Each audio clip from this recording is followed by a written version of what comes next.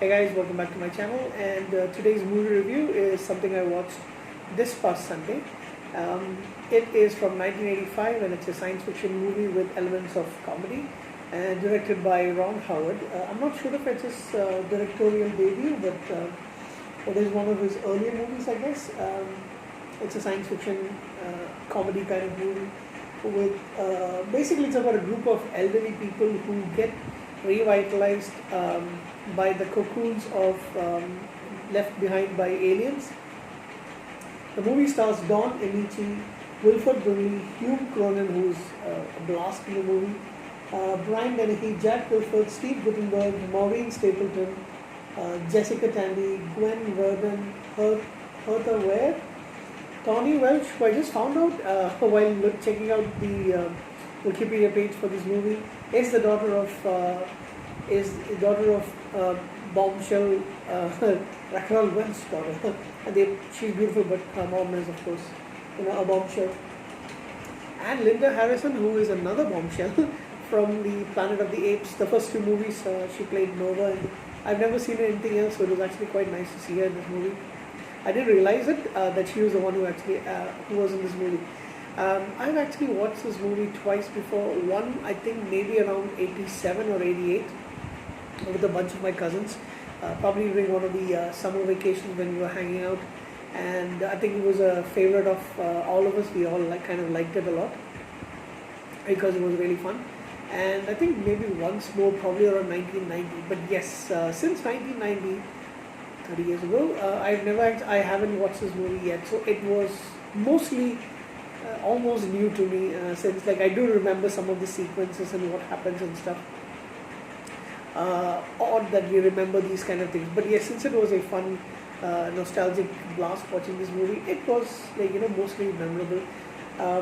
So it's 10,000 years ago. There was this group of peaceful aliens. The Antarians, who are from the planet Antari, and they don't die. They kind of live forever. I think especially compared to us, they live for a very long time. But it is kind of established that they don't actually die. And they had visited Earth, and they set up an outpost here on Earth on what is the fictional land of Atlantis. Excuse me. When Atlantis sank and went out of the ocean, they left behind 20 of the aliens in these cocoons, which would keep them safe. And they are elderly, so they would keep them safe in these cocoons, and they were not able to evacuate everybody. So these guys were left behind. And there were these large rock-like cocoons, which were kept at the bottom of the ocean. So now in 1985, a group of the Antarians, who were led by the leader who had to leave these guys behind, played by Brandon, he comes back, and he and his group of 3 other members, including Tony Smith, the other 2 guys don't even speak. They actually come back, and Tony, what's her name now? Yeah, Tani, Welsh. They come back, and they hired Steve Guttenberg's characters both. Steve Guttenberg plays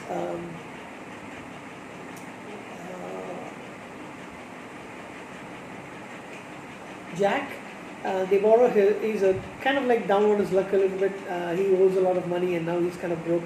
They come and they offer to buy not buy, but to rent his boat for a really wonderful sum, which he is pretty happy about it. They take up these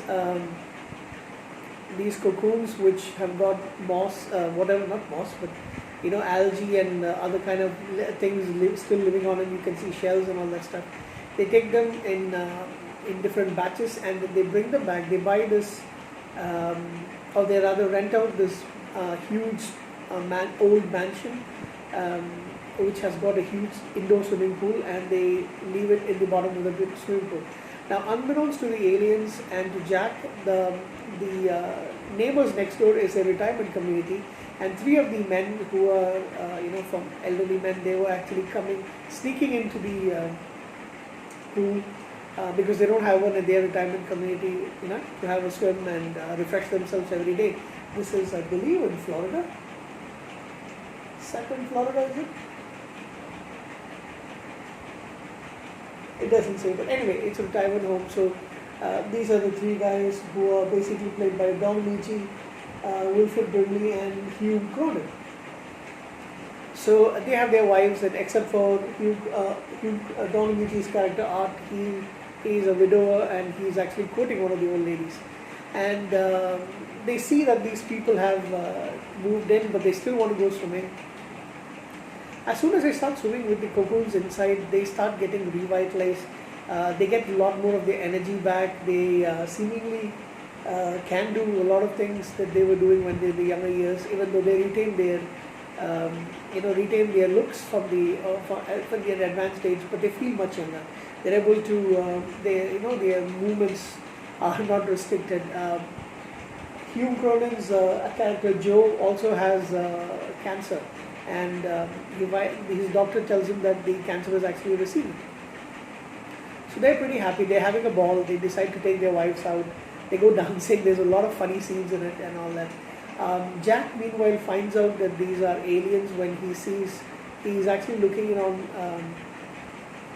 on Tommy Welsh's character. What's the character's name? Kitty. When he spies on her a little bit, he thinks he's just taking off her clothes. She actually takes off her fake human skin, and he's scared. But they manage to let him know that they're friendly and they don't want to hurt anybody. They just want to take back their kin, their brethren who they had to leave behind. Since he's being well compensated and they're not harmful, they seem very nice. He decides to play along. Now, pretty soon the aliens actually find them swimming in, and Wilford Brimley's character Ben decides to go and ask them for use of the pool, because once they stop using the pool, Joe's cancer comes back. He starts getting really weak. So they start going and asking him, say they will not. They find out they're aliens, and that they will not disturb the cocoons, but they want to use it. They want some of their friends to use it as well. And Brian Dennehy's character, who's called Walter in the movie, he says, okay, as long as you promise not to use it. I understand that there's a life power that's emanating from the cocoons that they have added into the cocoon to, mainly because these folks have been on Earth for such a long time. These aliens have been on Earth for a long time, so they don't really have the strength to be moved out. And so they're including life force into the pool so that they can get revitalized and be able to stand the long journey that is needed for them to be taken back to their home planet. This is the reason why these elderly men have been getting, they've been getting much revitalized. So they add their wives along with it, and they add a few other friends, and people start, they start having a wonderful time. Joe has a wandering eye. He seems to be flirting with some younger woman, and his wife actually kicks him out because she's really upset with his behavior. However, some of the other people find out and they all jump in. They start trying to break the cocoons, and because there's way too many people, the life force is actually sucked out, and Walter gets really angry and he chases them away. Even though the original people who liked the aliens and wanted to use the pool apologize, Walter tells him that they cannot. He cannot take the aliens who were stranded on Earth for all 10,000 years, because now there's not enough life force in the pool, and therefore they will not be able to withstand the travel back to their home planet. So the elderly folks are apologetic. They are very sorry. However, Walter says that he and his three people are going to be leaving, and because he knows that people like Joe are ill and all that, he also seems to be getting attached to the elderly people. So he tells them that he offers to take around 30 of them onto his ship and take them to their home planet. He says because of their regenerative powers, when they're back onto their home planet, these people will not age. They will have their their original strength back. They will be young in not in appearance, but they will be young in abilities, and they can continue living a life forever. They never die. That's the specialty about the life force that's available on for these Antarians. So he offers this to them. They all decide to leave, except for one of their friends, because his wife has died. He says, my place is here, so I'm not going to join you. Joe initially says he doesn't want to go because if it means that he's going to live forever, but without his wife, he's not Jessica Tandy. They were actually husband and wife, by the way, in real life. And he says, I will not go. You can go on, but I will not go, because if I don't have you, there's no sense in me living forever. And then she forgives him, and then they reconcile. So all of them are going. Unfortunately, Ben informs his grandson that he and his wife are leaving forever. They may never see them again. So the boy accidentally tells this to his mother, played by Linda Harrison, and she informs the authorities. They come and check on the night that they're leaving. In fact, they just give them a day to actually make up their mind.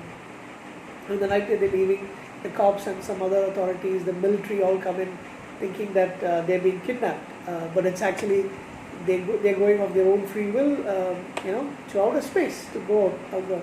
So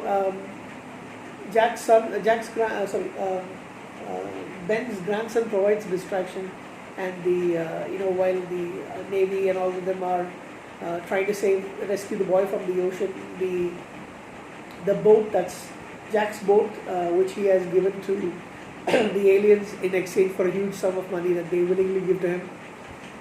He also stays back on Earth, saying bye to Kitty, who has become very close to.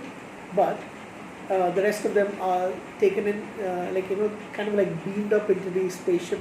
It's a huge spherical ship. They beamed in, and then they leave, leaving back Jack, and the only other person who really knows about them are Jack as well as Ben's grandson. So that's the end of the movie. It's a beautiful, fun movie to watch. I think anybody, even it doesn't matter how old you're going to be, but you are going to be, you're going to find these older people kind of adorable, especially when they're having a lot of fun. Unfortunately, we've lost several of them. The actor who plays Ben Wilford Brimley is still alive. I think he is now 85 years old, but the other folks like Hume Cronyn, Jessica Tandy, Don Amici, they've all passed away quite a few years back.